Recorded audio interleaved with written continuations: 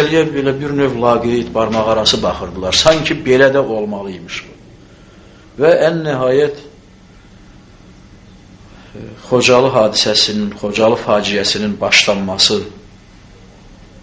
günlərində, ərəfədə axırıncı dəfə Xocalıya vertolyot, hərbi vertolyotlar çörək, yanacaq gətirdi, Gəncədən uçdular fevral ayının 13-də. Həmin vertolyotların köməyi ilə bir 200-300 nəfər qadın, uşaq, xəstə, qoca çıxarda bildik Xocalıdan. Şükür ki, onları çıxartdıq. Bir dəqiqə, üzr istəyirəm, sözünüzü kəsirəm. O sizin də avqust ayını dediniz, 91-ci ilin avqust ayında. O vaxtacan Stepanakertdə o org komitə var idi. O vaxtacan Stepanakertdə təşkilat komitəsi işləyirdi. Özü də pis işləmirdi. Fəaliyyət göstərirdi. Mən bir söz nə demək istəyirəm? O dəyişməyin, o siz dediniz ki, birdən-birə dəyişdi və biz başladıq. Təşkilat komitəsinin oradan getməyi ilə biz bütün təşəbbüsü əldən verdik. Ondan təşkilat komitəsinin ardınca tikinti işlərimiz başladı dayanmağa. İnşaat işlərimiz dayandı, təminatımız dayandı. Yavaş-yavaş bütün nazirliklər filan hamısı ayağın başladı Dağlıq Qarabağdan çəkməyə. Axırıncı dəfə Xocalıya yolla, asfalt yolla, maşın yolu ilə axırıncı dəfə noyabr ayının 30-unda getmişik. Bağışlayın, oktyabr ayının 30-unda getmişik. Oktyabr ayının 30-undan sonra noyabr ayının 1-dən fevral ayının 25-nə qədər Xocalıya yeganə nəqliyyat növü vertolyotudur. O da olanda. Yanvarın 28-də axırıncı mülki vertolyotların Xocalıya uçuşu oldu. Yanvarın 28-də. Ondan sonra fevralın 4-də və 5-də bizə vertolyotlar çörək gətirdi. Sonra 9-unda, axırıncı dəfə 13-də. 13-dən Xocalı yandırılmağa başlayana qədər, yəni fevralın 25-nə qədər hər gün bizə vəd olunmasına baxmayaraq, hər gün söz verilməsinə baxmayaraq ki, bugün yol açılacaq, sabah yol açılacaq, səhər vertolyot göndəririk, bu saat göndəririk. Bizim Azərbaycandan, ümumiyyətcə xarici aləmdən tamamilə əlaqəmiz kəsildi. Biz təcrid olunmuş halda yaşadıq, dözdük. Fevralın 23-də mən kəndin çörəkxanasında olan axırıncı un kisələrinin ağzını açdırdım. Hər ailəyə 1 kilo, 2 kilo hesabı ilə ailənin sayından asılı olaraq un payladım ki, uşaqlar acından ölməsinlər.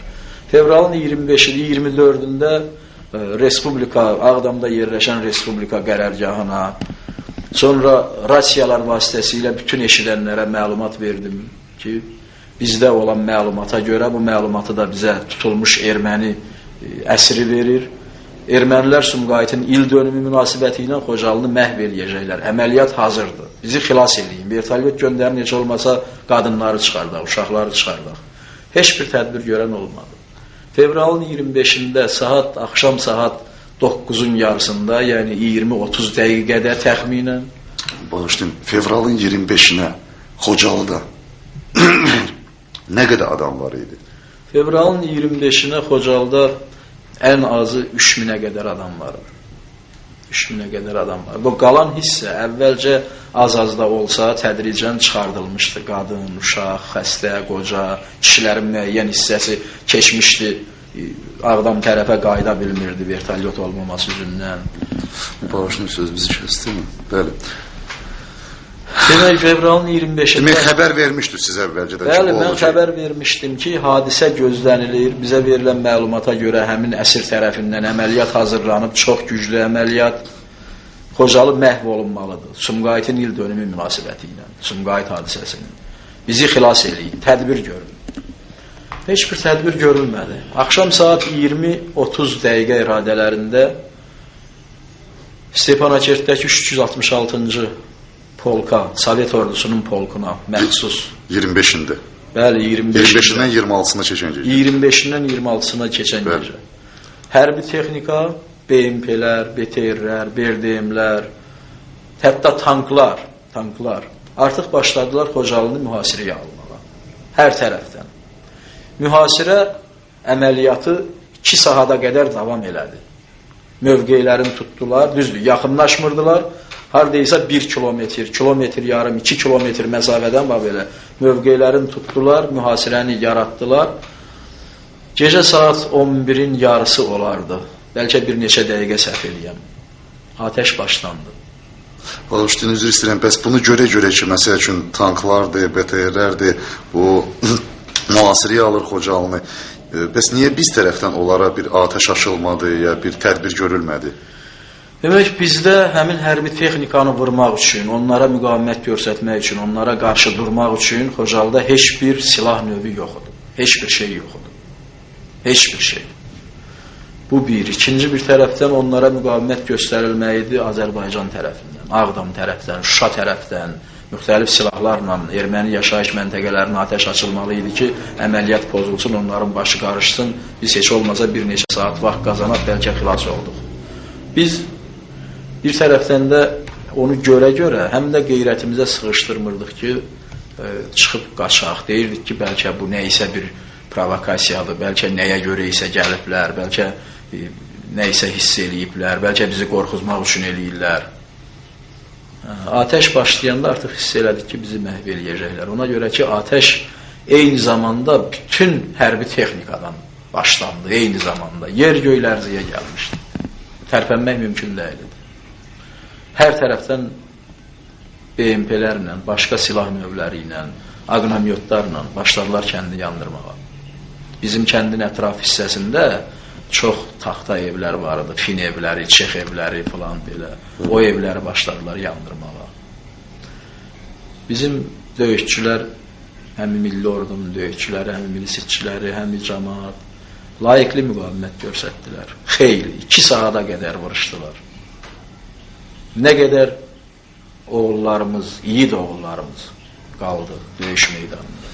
Sizin yəqin xəbəriniz var da ki, elə o vaxtlar Azərbaycan televiziyasında elə bir məlumat verildi ki, bir nəfər rəhmətə gedib, bir nəfər yaralanıb və sabahsı gün deyildi ki, Xocalını qaytarmışıq. Bu barədə sizin fikrinizi? Qəribə burasıdır ki, erməninin bir toyuğuna daş atırlar.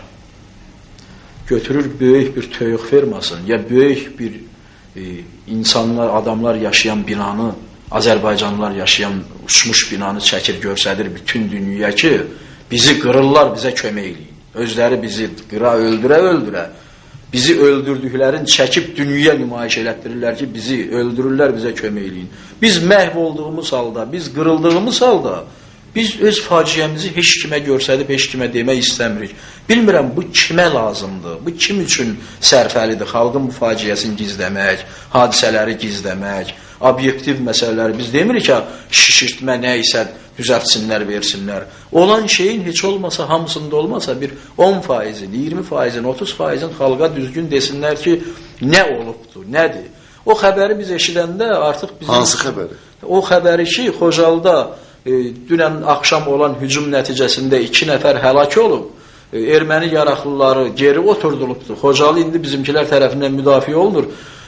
Onda bizdən 1000-ə qədər adam qırılmışdı, 300 nəfərdən çox əsir düşmüşdü, 200 nəfərdən çox yaralı Ağdama gətirilmişdi.